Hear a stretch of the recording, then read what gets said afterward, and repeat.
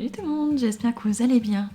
On se retrouve pas pour un vlog aujourd'hui, mais j'avais envie de vous faire un petit bilan de l'année 2025 et vous parler de mes projets pour 2026. Donc en 2025, c'était notre première année dans notre maison qu'on a fait construire, donc c'était la première fois qu'on devenait propriétaire. Et du coup, on avait emménagé à la toute fin de décembre 2024, donc on a passé toute l'année 2025 dans cette maison. Donc forcément, il y a encore quelques petites choses à faire, mais voilà, c'était la découverte d'un nouveau village. On est à peu près 1 heure de l'endroit où on habitait avant. Donc les enfants ont changé d'école l'année dernière en cours d'année. Donc on a découvert voilà, des nouvelles écoles, un nouveau fonctionnement, un nouveau village. Donc voilà, on découvre encore notre environnement, même encore 1 an après. On a découvert pas mal de choses, mais je suis sûre qu'il y a encore plein de trucs à découvrir. Pendant cette année 2025, il s'est passé d'autres choses aussi. J'ai créé mon entreprise. Mon mari aussi a créé son entreprise, ce qui a fait qu'il a changé de statut. Donc ça apporte pas mal de changements. J'ai commencé à aménager le jardin à l'extérieur, comme vous avez pu voir dans différentes vidéos. C'est encore loin d'être terminé, mais bon, ça se fait petit à petit. De toute façon, on dit qu'un jardin, ça met au moins 10 ans avant d'être terminé. Et je pense que quand on est passionné de jardin, je pense que le jardin évolue en continu, même 10 ans après, je pense. En plus de la création de mon entreprise, si j'ai créé mon entreprise, c'est parce que j'ai enfin la rémunération YouTube pour une de mes 3 chaînes. Vous savez que j'ai 3 chaînes, j'ai celle-ci, j'en ai une où je ne parle que de lecture, et la 3e où je lis où j'enregistre des histoires pour enfants. Et c'est celle-ci qui a été monétisée en fait au 1er janvier 2025. J'ai eu les 1000 abonnés, donc je pouvais à ce moment-là la monétiser, sauf qu'il fallait que je crée mon entreprise. Ça a été assez compliqué. Pourtant, normalement, une auto-entreprise, c'est très très simple. Sauf que j'ai eu quand même pas mal de bâtons dans les roues, mais j'ai fini par y arriver et elle a été créée au 1er juillet. Et à partir de là, j'ai pu monétiser ma chaîne pour enfants. Et donc maintenant, voilà, elle est sur de bons rails, ça coule tout seul. J'étais à 1000 abonnés sur cette chaîne pour enfants au 1er janvier 2025 et au 31 décembre 2025, j'en étais à 25 000 abonnés. Donc elle a fait une progression de fou et j'en suis très contente. C'est vraiment une grande fierté pour moi, même s'il y a une grande part de chance là-dedans, mais j'en suis très très fière parce que maintenant ça me permet d'avoir un revenu qui n'est pas négligeable et ça permet d'envisager la suite, de faire des projets et ça c'est vraiment essentiel. Donc j'ai plein de projets pour l'année 2026, je ne sais pas ceux que j'arriverai à concrétiser, ceux qui prendront plus de temps, notamment j'ai toujours dans le projet d'acheter un terrain agricole, enfin j'ai pas besoin qu'il soit agricole mais j'ai besoin d'acheter un terrain autre que notre jardin où il y a notre maison parce qu'il n'est pas assez grand pour créer un verger potager et rucher parce que je veux mettre des abeilles, c'est vraiment ça qui m'importe. Et pour l'instant, c'est pas évident à trouver parce que je veux que ce soit pas trop loin de chez nous. Il faut qu'il soit pas agricole, sinon, s'il est agricole, il faut que je m'inscrive à la mutuelle sociale agricole, donc la MSA. J'aimerais bien éviter. Et sinon, si c'est un terrain qui n'est pas agricole, il est possible qu'il soit constructible, à ce moment-là, il va être très très cher. Donc voilà, il y a pas mal de critères. En plus, si je prends un terrain qui n'est pas hyper grand, il faut qu'il y ait soit un mur de 2 mètres de haut, soit des haies de 2 mètres de haut. Donc voilà, il y a beaucoup de choses à prendre en compte. La législation est quand même assez... elle n'est pas compliquée, mais il y a des lois et il faut suivre les règles. Donc je suis toujours en recherche, mais en même temps, il fallait qu'on reconstitue notre épargne. Donc voilà, c'était pas urgent. Je continue à chercher, voilà, par-ci par-là, mais je pense que dans quelques mois, je ferai une recherche plus approfondie et voilà. J'aimerais aussi créer une boutique en ligne parce que pour l'instant je passais sur Vinted, mais Vinted, ce que je crée ne leur convient pas, ça rentre pas dans leurs critères.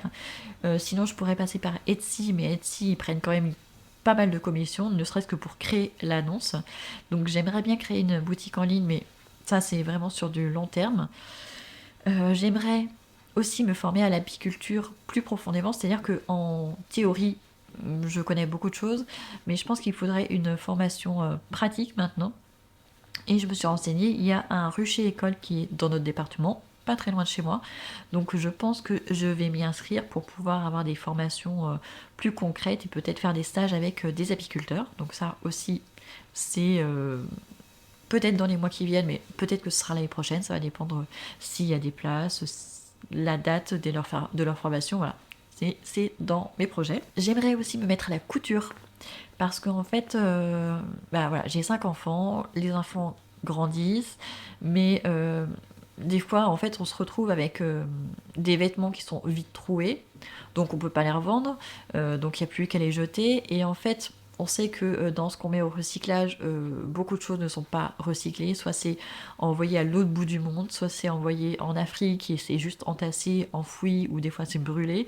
Donc, ce que j'aimerais faire avec les tissus qu'on ne peut plus utiliser à la maison, par exemple des jeans, des robes, enfin, des tissus qui sont quand même en bon état, c'est juste que le vêtement en lui-même entier n'est plus portable, j'aimerais pouvoir les upcycler, c'est-à-dire les recycler, mais en faisant quelque chose de nouveau.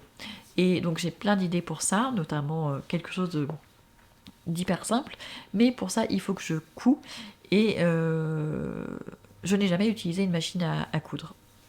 J'ai Quand j'étais petite, enfin quand j'étais enfant, ma mère en avait une et elle faisait énormément de choses, mais moi je l'ai jamais fait moi-même, donc je connais le principe du fonctionnement, je sais comment fonctionne une machine à coudre, mais je ne l'ai jamais fait moi-même. Et une de mes anciennes voisines, quand j'étais dans la région centre, m'en avait donné une petite machine à coudre Singer, parce que elle en avait déjà une, et en fait une personne chez qui elle travaillait lui avait donné, et donc elle me l'avait donné gentiment. Et mais le problème c'est que j'ai pas l'aiguille qui va avec, donc il faut que j'achète des aiguilles. Et il faudrait que je me lance, il faut vraiment que je me lance pour pouvoir justement, ça peut être fait très rapidement je pense. Donc pour l'instant je conserve certains tissus que je trouve très très beaux avec des beaux motifs, mais ça serait bien que je ne tarde pas trop quand même à m'y mettre parce que j'en tasse, sauf que ça prend de la place. Voilà. Et la place n'est pas extensible dans cette maison. Donc voilà, ça fait partie aussi de mes projets pour 2026. On aimerait aussi clôturer le jardin parce que pour l'instant ce n'est pas encore fait. On a fait faire des devis. Voilà, c'est pas forcément hyper simple. Et comme je disais, il fallait attendre aussi qu'on reconstitue notre épargne. Parce que quand mon mari a changé d'activité, forcément ça crée des frais. Enfin, il y a des fois des, entre son dernier salaire en tant que salarié et le moment où il a pu toucher de l'argent avec sa nouvelle activité, c'est quand même passé un moment. Et donc voilà, on a vécu sur nos économies, on est parti en vacances cet été aussi, donc voilà, il faut quand même reconstituer l'épargne. Donc la clôture n'était pas notre priorité, mais là en 2026, ça le devient. Ça serait vraiment bien qu'on puisse le faire cette année. Bien sûr, je vais continuer à aménager le jardin, des nouvelles plantes, voilà. Aussi continuer le potager. Ça n'a pas été une grande réussite en 2025, mais bon, j'espère qu'en 2026, ça sera déjà un petit peu mieux. Et mes objectifs aussi pour YouTube, c'est de pouvoir enfin monétiser mes 2 autres chaînes. Cette chaîne-là, ça risque d'être compliqué parce que je suis pas assez régulière pour ça. Il me faudrait 2000 heures de vues, ce qui est énorme. Si je veux le faire à la fin de l'année, par exemple, il faudrait que j'ai au moins 200 heures de vues chaque mois, ce qui fait vraiment beaucoup. Peut-être que je referai des retours de course parce que je sais que c'est des vidéos qui marchent très très bien sur ma chaîne. Peut-être, je sais pas encore. Je me tape parce que en fait, les retours de course, j'ai souvent des commentaires très très très désagréables. Et du coup, voilà, c'était pour ça que j'avais arrêté. Peut-être que j'en ferai, je vous dis pas que j'en ferai jamais, mais voilà, c'est en questionnement, ça pourrait aider à faire évoluer la chaîne, mais c'est pas sûr. Et pour ma chaîne de lecture, pour l'instant, au mois de janvier, je suis très bien partie. Je sais pas si c'est dû au fait que j'utilise maintenant l'ordinateur pour monter mes vidéos, peut-être que le montage est mieux, je sais pas, est-ce que le son est mieux, je sais pas, mais en tout cas, elles ont une meilleure audience, c'est-à-dire que les gens restent beaucoup plus longtemps sur la vidéo, et avec pas forcément beaucoup de commentaires, mais on voit qu'il y a une attention qui est plus importante qu'avant. Donc j'en suis très contente, donc j'espère que ça va continuer comme ça. Mais rien que le fait d'avoir au moins une des 3 chaînes qui est monétisée, c'est déjà très bien parce que ça me permet d'avoir un revenu. Après, ça serait... si je veux monétiser les 2 autres chaînes, c'est plus en tant que fierté personnelle d'avoir réussi quelque chose. Voilà, c'est juste personnellement parce que finalement, je pense que ces 2 chaînes-là, si elles étaient monétisées, elles me rapporteraient pas grand-chose par rapport à ma chaîne pour enfants où j'en suis à 25 000 abonnés. Enfin, même 28 000 maintenant. Donc, c'est pas le même rapport, mais ça serait une fierté personnelle de réussir à aller jusqu'au bout avec les 3 chaînes. Et bien sûr, il y a encore des choses à faire dans la maison, hein. On n'a pas encore fini d'aménager tout comme on voudrait. Donc voilà, on se laisse encore l'année 2026 pour faire les... Enfin, pas finir les aménagements parce que je pense que ça évoluera au fur et à mesure du temps. Les enfants vont grandir, donc ils auront besoin de choses différentes dans leur chambre aussi. Par exemple, là, les deux petits sont encore sur des lits simples chacun, mais peut-être que dans quelques mois, on passera sur un lit superposé. Voilà, on va peut-être réaménager la chambre. Donc voilà, une maison, c'est toujours en évolution, peut-être encore plus avec nous, avec 5 enfants. Mais donc voilà, là, vous avez vu dans mes derniers vlogs, on est en train de faire l'entrée. Là, dans les jours qui viennent, j'ai démonté la bibliothèque qui était là, donc on va créer des étagères dans le salon. Vous voyez que c'est pour ça que j'ai une tonne de livres à côté, parce que pour l'instant, on n'a pas les étagères, mais ça va venir. Après, il faudra qu'on continue d'aménager la cuisine, parce qu'il me manque des placards. Donc, vous voyez, il y a plein de petites choses à faire. On va pas s'ennuyer, mais... notre but, c'est pas de se prendre la tête, ça sert à rien. Il y a déjà plein de choses qui sont prises de tête dans la vie. Donc pour nous, la maison, ça doit être un cocon, un havre de sérénité. Donc si on n'a pas envie de faire telle ou telle chose parce qu'on est fatigué, ben on le fait pas, on reportera ça à plus tard. Il n'y a rien de vital, donc on fera les choses au fur et à mesure en fonction de nos envies, de nos besoins, de nos moyens financiers et physiques, parce qu'on n'est pas toujours en forme. Et donc voilà. Donc n'hésitez pas à me dire, vous, si vous avez passé une bonne année 2025. Personnellement, je trouve que j'ai passé une bonne année 2025. Pour mon mari, c'était plus compliqué. Il n'a pas du tout aimé l'année 2025, mais moi, j'ai bien aimé cette année de transition, en fait, de changement. Et j'espère que l'année 2026 sera aussi bien, voire mieux.